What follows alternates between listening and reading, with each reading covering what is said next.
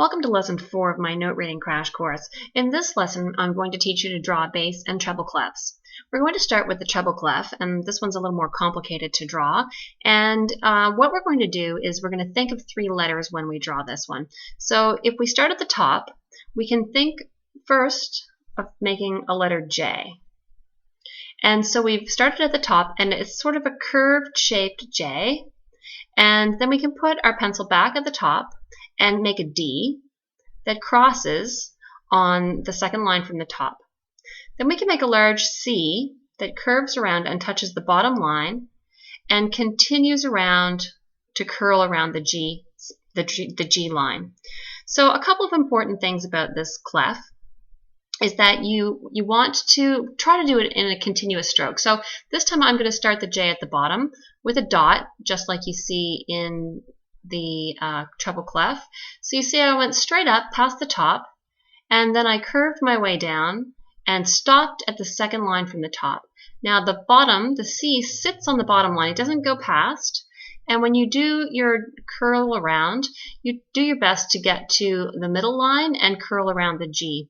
So here we go again, starting at the bottom with a dot, making a J that goes up above the top of the staff, cross on line 4, curl on the bottom line, and around the G line. So I'll just do a couple more of those.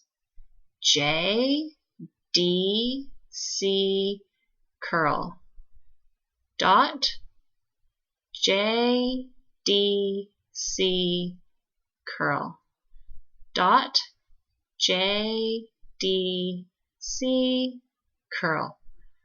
Dot, J, D, C, curl. So you can practice doing these yourself on the sheet that accompanies this lesson, and the link to find the sheet is in the description of this video, or you could just use some blank staff paper of your own. Now to draw the bass clef, this is much easier. We just go to the 4th line, so we'll count our way up the lines here, and when we get to line 4, this is where we're going to start. We'll make a blob on the line, and then we'll make half of a heart coming around from the line, and then we'll just put 2 dots, one in the top space and one in the 3rd space. So again, a blob on the 4th line, which is the F line, half of a heart, a dot in the top space, and a dot in the 2nd space. Again, dot on the 4th line, the F line, curl around like half a heart, top space, next space. Blob, this is like a backwards C, top space, next space. Blob, maybe it's even like a question mark, top space, 2nd space. This one is much easier to draw. It doesn't challenge the brain nearly as much as the treble clef. So remembering the fancy name for treble clef is treble clef, but the simple name for it is G clef. And I don't know if it really looks much like a G, but you can sort of see a G down here. And then there's just this crazy thing that happens on top. And then the F clef is called an F clef because it helps you find the note F.